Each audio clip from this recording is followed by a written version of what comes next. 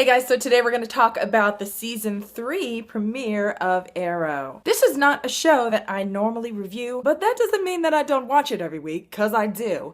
And you guys, I freaking love this show. I feel like season after season, this show just keeps getting better and better. And based on the premiere, you guys, I am expecting huge things from season number 3. So enough gushing, let us talk about the season 3 premiere. The title of this episode was The Calm. So we get that means the calm before the storm. And based on what happened in this episode, we can definitely see the storm is a-coming. So I'm just going to talk about some of my favorite bits and scenes, Olicity, and other things as well. Yes, you guys, I'm totally going to talk about Olicity because I ship it.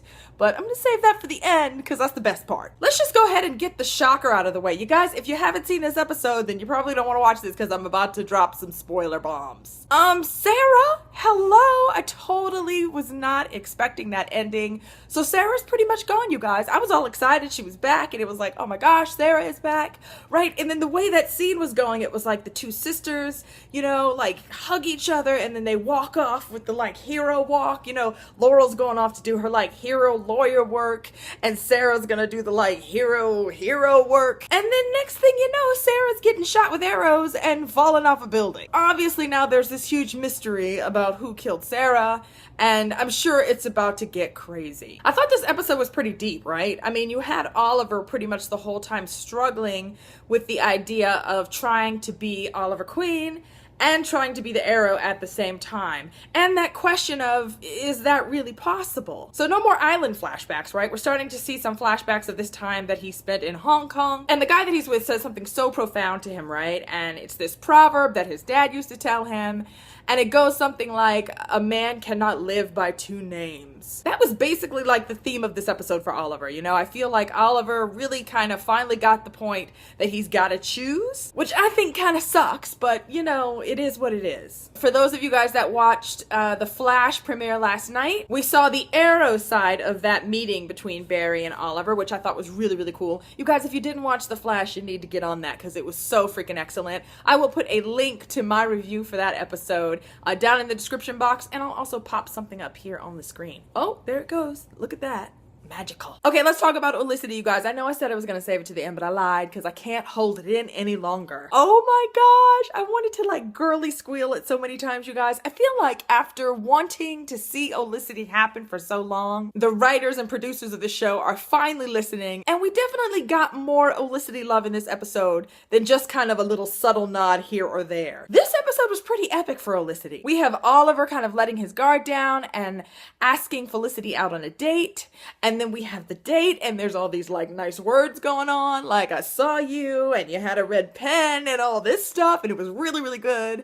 And then of course the bad guy had to ruin it all and try to blow up the restaurant they were in. And basically just one thing happened after another that finally made Oliver realize that he had to choose between being Oliver and being happy or being the Arrow and saving Starling City. I mean, the Olicity lover in me absolutely knew that it wasn't gonna last. There's no way they're gonna give us what we want in the first episode of the season. You know, they gotta drag it out, and I'm okay with that as long as they do a good job of it. I think a big part in dragging that out is going to involve Ray Palmer. Now, Mr. Palmer is this mystery guy that's shown up, and he's trying to buy Queen Consolidated. We don't know a ton about him, but I'm definitely sensing the sparks between him and Felicity. They had a little like love-hate banter going on back and forth, so me thinks that I am sensing a love triangle. Oh, look at what I did. Look at that.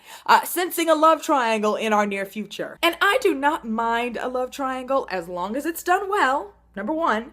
And number two, as long as the people that I want to end up together, a la Olicity. After the bomb goes off at the restaurant, Oliver and Felicity kind of avoid having the talk. Really, Felicity avoids it because she knows as soon as they have it, it's going to be over. And they have this talk in the hospital hallway. And I thought it was so great because I love that Felicity really kind of stood up for herself. You know, she's not just waiting around for Oliver, but she wants some solid answers. And so Oliver tries to give her that wishy-washy, maybe someday, but maybe never. I mean, I thought that was just like, really? How unromantic is that? And then I loved it because Felicity was pretty much like, well, just say never then, you know? Like, you can't like keep giving me maybe and expect me to be okay with that. And then of course he grabbed her and kissed her, you guys, and I squealed like a 12-year-old. I mean, I really, really did. Like a 12-year-old at a New Kids on the Block concert. It was so awesome. And I might have rewound it and watched it again, but there was no one here with me, so there are no witnesses, there is no evidence. But it was so fantastic, and I loved it too because it was like after that kiss, you know, it was Felicity really that walked away, and I think it's because she's just frustrated. We pretty much get, though, that once again Oliver is sacrificing what he wants in order to save the city, in order to be the Arrow. So yeah, you guys, I thought it was a fantastic season 3 premiere. I really think out of all of the shows that I watched that have premiered so far, this is one of the best premieres that I've seen as far as like laying the groundwork for what's coming in the season. It was really great, you know? I feel like they wrapped up their season 2 well enough that it wasn't like they had to finish that up in this episode. They just really gave themselves the room to kind of lay the foundation for what's coming, and I really can't wait. I don't know if I'll be doing reviews for Arrow every week, you guys, but I absolutely love this show, and I may pop in during the season if something like awesome happens.